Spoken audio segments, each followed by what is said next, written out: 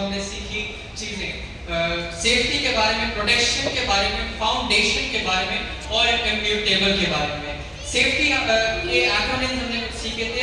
S stands for sow a seed, हमें अपने अंदर वचन को बोने देना है, अपने अंदर फ्रूटफुल जो सीड हमारे अंदर डाला गया है उसको फलवंत होना है। उसके आगे S stands for seek his advice, जो परमेश्वर आपको एडवाइस देता है, जो चीजें बाइबल में लिखी हैं उसको मानिए।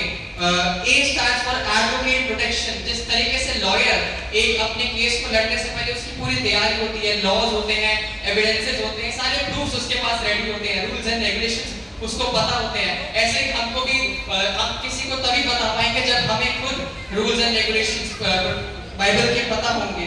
F stands for follow instructions, हमको जो बाइबल में follow instructions इसलिए है कि जो इंस्ट्रक्शंस हम बाइबल में दिए गए हैं हम उसको फॉलो नहीं करते हैं, और जब तक हम उस पे फॉलो नहीं करेंगे तब तक हम कुछ बढ़ नहीं पाएंगे। वो बीज जो है वो बीज रह जाएगा, पर फ्रूटफुल नहीं होने पाएगा।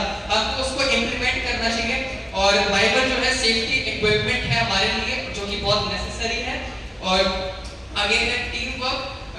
E stands for ensure high visibility, जैसे कि एक किसान होता है, उसके खेत में कोई जानवर उजाड़ ना दे उसके खेत को, वहाँ पे एक स्केयरक्रो बनाया जाता है ताकि वो बचा सके अपने खेत को और पक्षी जो है वहाँ पे आते नहीं, क्योंकि वहाँ पे स्केयरक्रो होता है। ऐसे ही हमारी विजिबिलिटी हाई होनी चाहिए।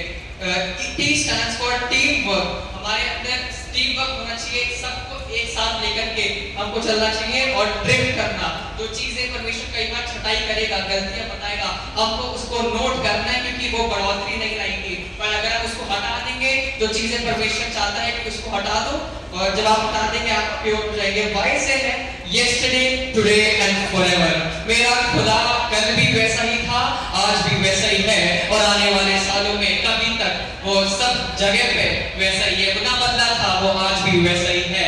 और इम्यूटेबल के बारे में सीखा था। आएगा इम्यूटेबल का मतलब होता है अनचेंजिंग, जो चीज कभी बदलती नहीं, मेरा परमेश्वर कभी बदलता नहीं, उसका प्यार एक समान है।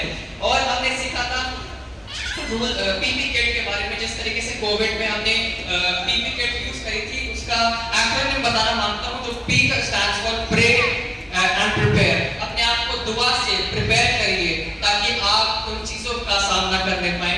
P stands for purpose and persistent, आपका पर्पस सिर्फ यीशु होना चाहिए, सिर्फ परमेश्वर होना चाहिए। और persistent, जब आप बाइबल पढ़ते हैं कंसिस्टेंट रहिए, डेली करिए, तब परमेश्वर आपसे बात करेगा।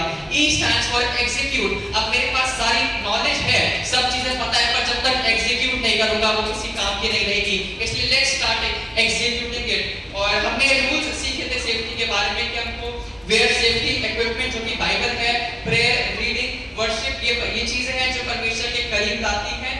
और कीप वर्क एरिया क्लीन, जो भी हम चीजें कर रहे हैं वो हमारा काम करने का तरीका जहाँ पे हम कर रहे हैं वो एकदम सही होना चाहिए, साफ सुथरा होना चाहिए। और अगर lift properly and slowly not quickly, ऐसा ना सोचिए कि मैं एक दिन में पूरी चीजें बाइबल खत्म कर दूंगा, पर धीरे धीरे करके अपनी चीजों को करते चलिए ताकि परमेश्वर के और एक स्तर करीब आते जाएं।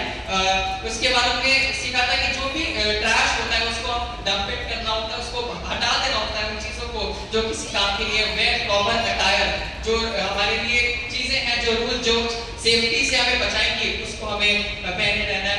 और कीप एसेस क्लियर, आपका रास्ता क्लियर होना चाहिए। You should your way should be clear, ताकि आप उस पे सही से चल सके। और हमने एक और चीज को सीखा था फाउंडेशन के बारे में, जैसे कि अब्राहम जगत का पिता कहलाया, ऐसे ही फाउंडेशन के कुछ एक्रोनिम्स शेयर करता हूं।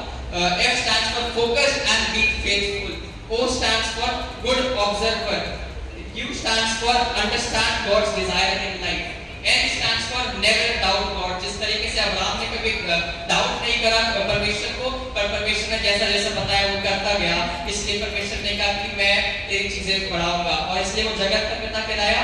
D stands for dwell deep in his divine love, उसके लव में बह जाइए, खो जाइए, उसका प्यार ही ऐसा है। A stands for affirm yourself, अपने आप को कहिए कि हाँ मैं परमेश्वर का पुत्र हूँ और उसने मुझे अपने बेटा खिलाने का हक दिया है। You should be strong and you should be bold.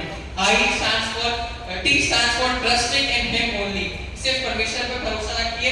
I stands for intimacy with God, परमेश्वर के साथ घनिष्ठ संबंध बनाइए, डीप रिलेशन बनाइए। ओ स्टैंड्स फॉर ओबीडियंस, जो बातों को परमेश्वर बताता है उनको सुनिए, उन पर अमल कीजिए। N stands for nurturing yourself, और अपने आप को नर्चर करते रहिए स्ट्रांगली।